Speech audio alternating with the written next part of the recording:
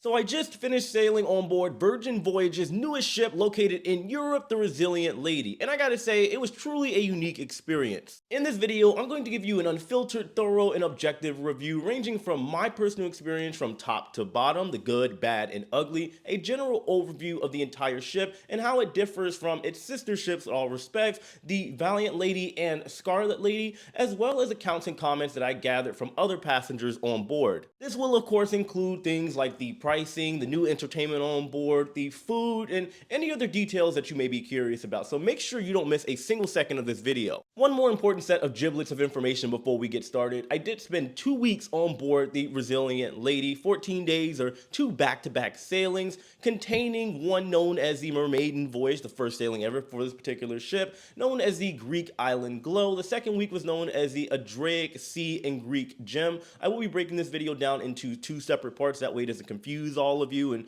well, we'll go over all the details. I also had a 4-hour meeting slash lunch with the Vice President of Entertainment for all of Virgin Voyage's ships, and he gave me a lot of insight, which I'm going to be talking about in this video. The Resilient Lady is the third ship in a 4-part series for Virgin Voyages, built in May of 2022, unfortunately had a delay. It was initially supposed to launch in August of 2022, eventually ended up launching finally for its Mermaiden Voyage in May of 2023. The ship has 17 decks, holds 2,700 passengers, and costs $800 million to build. She also infamously sports the world's smallest pool at sea, just like her sisters, the Scarlet Lady and Valiant Lady. I will be completing a 7-day cruise out of Pires, Greece, which stops primarily over in Greece, one stop in Turkey. The cost of my cruise would initially be $4,000 with $100 of onboard credit. This course will be paid for by sponsors' touring plans. Make sure you check them out, link in the description box below. However, I would then bid with Virgin's program an extra $500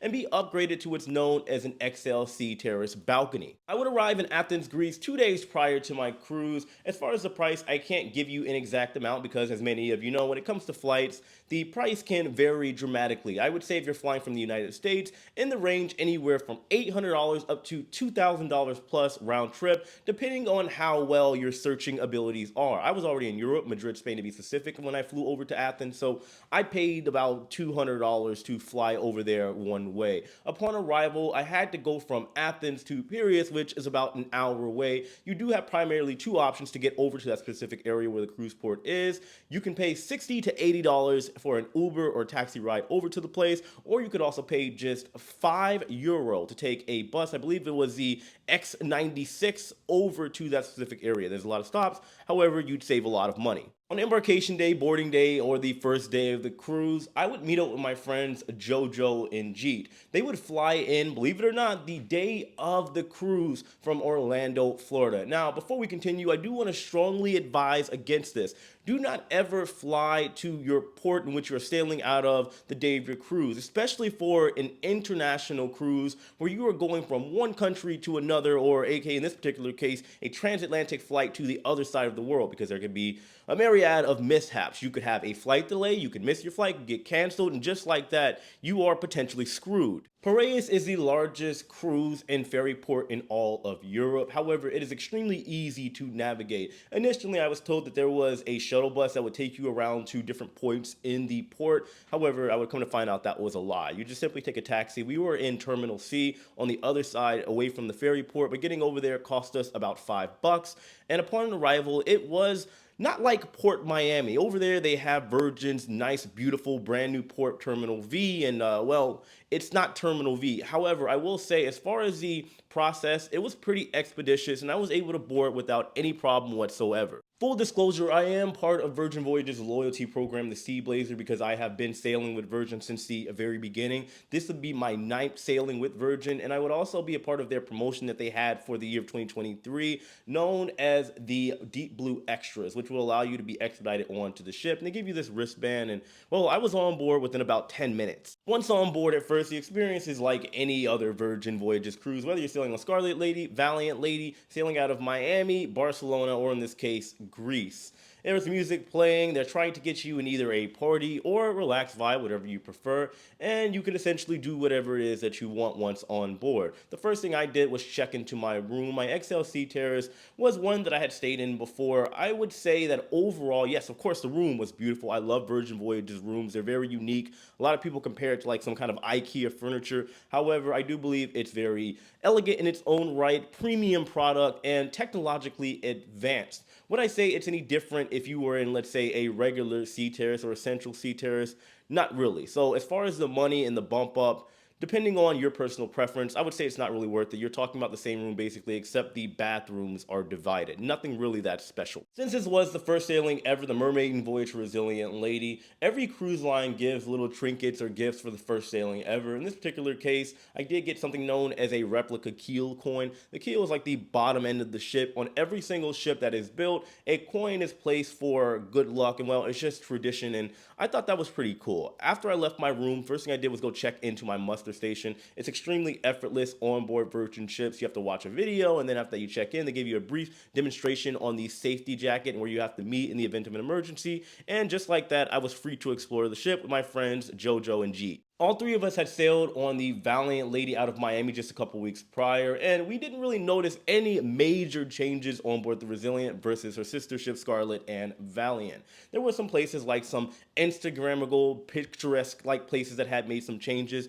There were like some merry-go-round or carousel like kind of images and I want to say like models that you could sit on, as opposed to this Instagram moment that was on Scarlet Lady that didn't exactly work out. They took it completely out on Valiant. There were different sculptures over by the pool deck, which I thought was pretty cool. It was like this, I don't know, it looked kind of like a Mayan artist, like a elegant statue thing. I can't even explain it. Also, when it came to deck 16, just above the pool deck or the aquatic club, they did make more room. Originally, there were, I guess, I want to say like these like sitting areas that I guess originally a lot of people thought you have to purchase them. Either way, you can just sit down over there. They have taken some of those out, giving everyone more room to actually be able to see the ocean whenever the cruise is sailing. The sail away party was great as usual. There was free champagne for an hour straight on board, which I thought was pretty cool. But I will say this particular sail away party was definitely less energetic than you would typically see on Virgin ships. The weather was exactly ideal. I want to say the whole cruise throughout it was primarily like high 60s.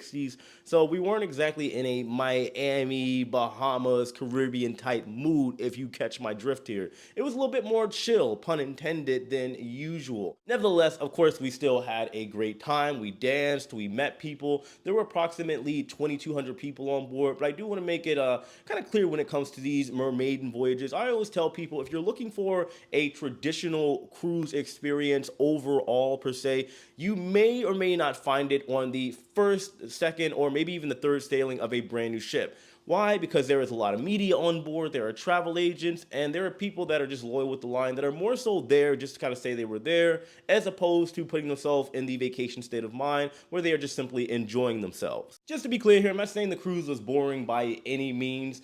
I'm just saying, for what I'm typically seeing on board Virgin ships, it wasn't split where there's normally a lot of people primarily partying and just there for the overall experience, because I do believe Virgin does indeed provide some of the best experience out there in the entire industry. There is nothing like it. And from my understanding, because of this reason, as far as from the people you meet to the experience on board, Virgin does have one of the best, if not the best, return rate in the entire cruise ship industry. I'm just saying it was more chill. The week prior, they had a free friends and family cruise, and there were a lot of people that continued to stay on board for the actual Mermaiden voyage, where they were actually going to have paying passengers on board. It was pretty cool, and like I said, everybody there overall was nice, fun, and overall just chill. Sailing straight into my favorite portion of my reviews, the entertainment. As many of you know, I was set to work on board this ship. However, this is when the ship was supposed to launch in August of 2022. Lo and behold, there was a delay. We didn't exactly know when the ship was going to launch. And me doing what I do here on YouTube full time,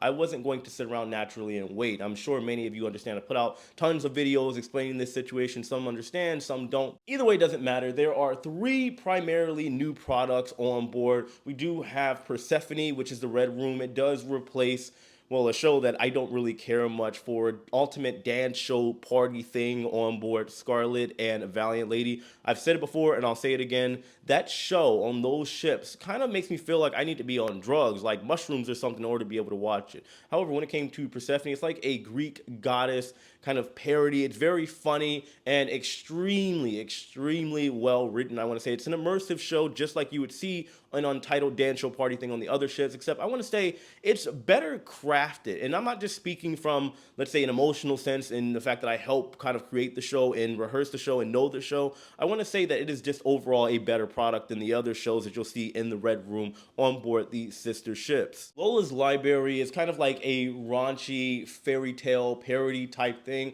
Very entertaining, very funny show with the same talent primarily from Persephone. I had to say, I loved that show. I loved learning it too while I was there at the rehearsal studios for Virgin Voyages, a spotlight over in Orlando, and to see it all finally come together, I do think it was cool. Now, that show, Lola's Library, is broken down into what's known as 3 chapters. It is a 3-hour show, and it does seem that Virgin is kind of experimenting on the times. There are times that it would start at 9 p.m. and go all the way until 12 midnight, and then after that, it would start on some days at 10 and then finish up at 1 a.m. And this is where I saw a problem, one of the few on this particular sailing. The thing is, when I initially learned the show, we were told that it was going to be an immersive show and it would lead to basically the nightclub opening after the show had concluded. However, I noticed, because I did go to every single viewing of that show, whether they started at 9 or 10, they would start the party and then end it and kick everybody out. And those nights, which would typically be sea days the following day,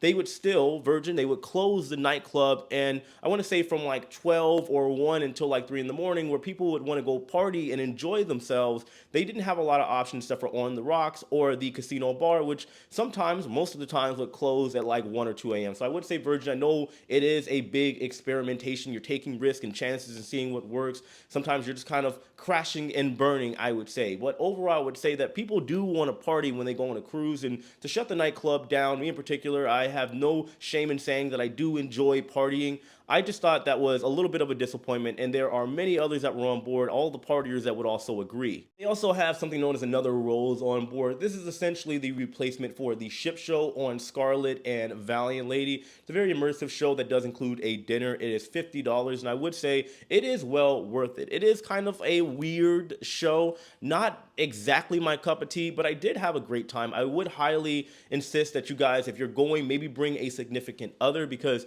well, it's kind of a show of romance and heartbreak and despair in a good way. The way they do all this stuff, they take you into other rooms and tie some people up and show you all these little tricks, and it's just a cool experience, and I would recommend it to anybody, because I did experience that show 2 times, on my first sailing and my second sailing. The bands on board, I say it all the time, and On the Rocks are mwah, chef's kiss. Virgin definitely knows how to pick the music, the artists, the bands that are over in those particular areas that will keep you rocking and enjoying yourself all night long. Whether they have somebody playing blues or they're playing like hip hop breaks, I think it's actually amazing what they've done over in that area. And I would say overall with the entertainment, I've been very transparent with all of you in saying that Virgin's entertainment is not overall my favorite, but it does seem like they are just kind of becoming a well-oiled machine with each ship and them just making changes little by little. I did have a nice long talk with the vice president of the entire entertainment for Virgin Voyages, Richard, really nice guy, and he explained to me that, you know, you do have a couple of different options when you are launching something like this, a product like Virgin Voyages. You can either, well, not reinvent the wheel, and as we know, Virgin, they are considering themselves the game changer cruise line. They are doing a lot of trial and error and experimenting and kind of seeing what works and what doesn't, listening to customer feedback, which is something I've suggested on many occasions, and, well, they're making the proper adjustments, I believe. As far as the food, there weren't any big changes. There have been some select items in each restaurant that have been kind of mixed around or just deleted altogether. I did try all the restaurants on board. I will say that Pink Agave is still my favorite. I like the corn thing. I keep forgetting the name of it, and people have told me a million times. Maybe you guys know what I'm talking about. I went to Razzle Dazzle, I went to the Wake, and I had some oysters, and I had a great time.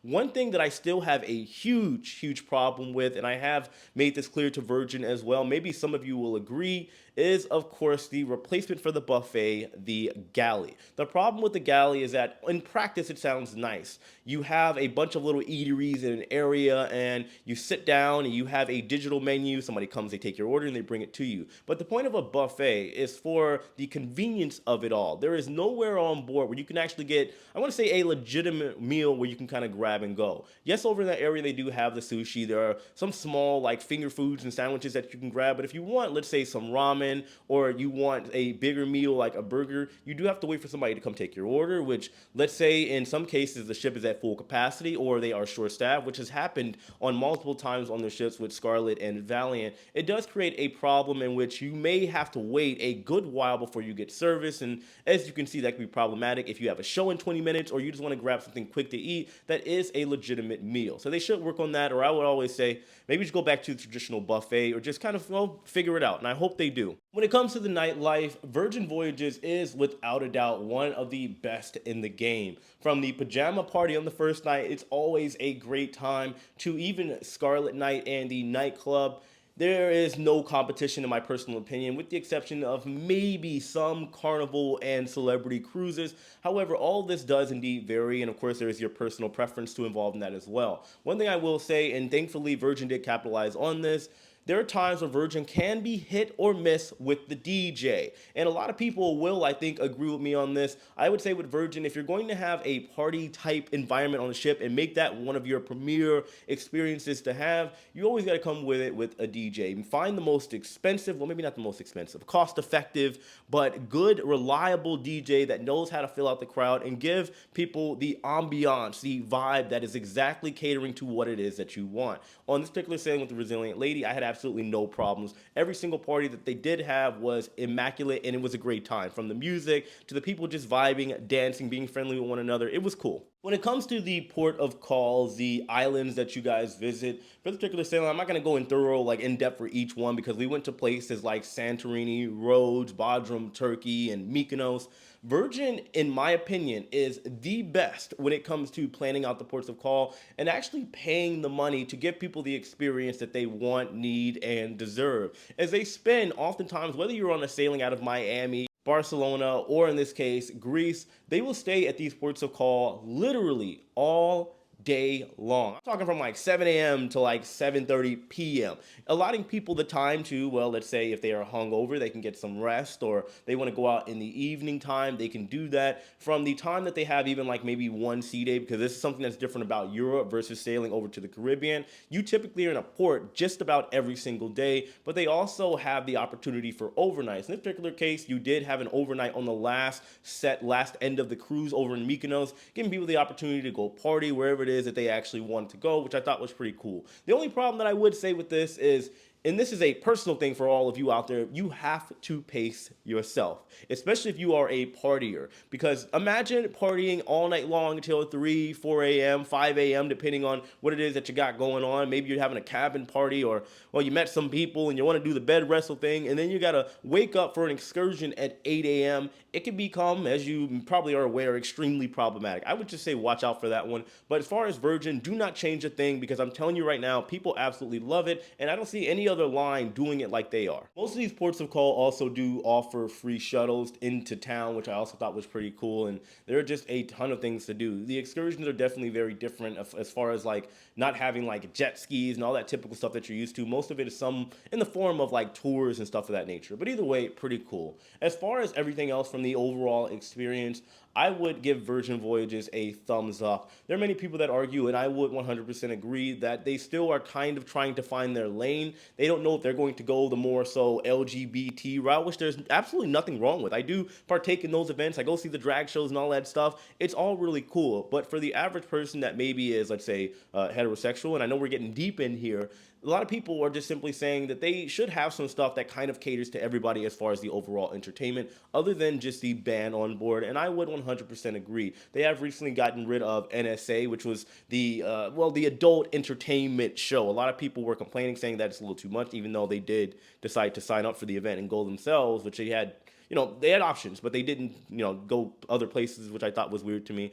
But anyway, the karaoke and the festivities on board, the gaming area, everything on that ship to me was top notch. There are, of course, being that Virgin hasn't been around as long as the legacy cruise lines like your Carnival, Norwegian, and Royal Caribbean, but I do believe they are finding their way. And as I have always said, as long as they continue to listen to customer feedback, within the next 5 to 10 years, they are going to be, well, they already are a big container, but they are going to be one of the best, if not the best, in the entire industry. Anyway, that's what I got for this segment. I hope this video was thorough enough for you. If you want more details, of course, you can follow my Patreon for as low as $2 a month, and you can get direct access to me. Ask me anything you want about the ports of call or this particular experience. I do have another video coming up of my second sailing on board, which we did a completely different itinerary, and I gotta say, it was just overall a different experience, which is why I'm breaking them down. I have other cruises to review as well as news to get to, so make sure you guys hit that like button on your way out and subscribe if you haven't already. Thank you so much for watching, and know that I love and appreciate every single one of you. I'll see you later.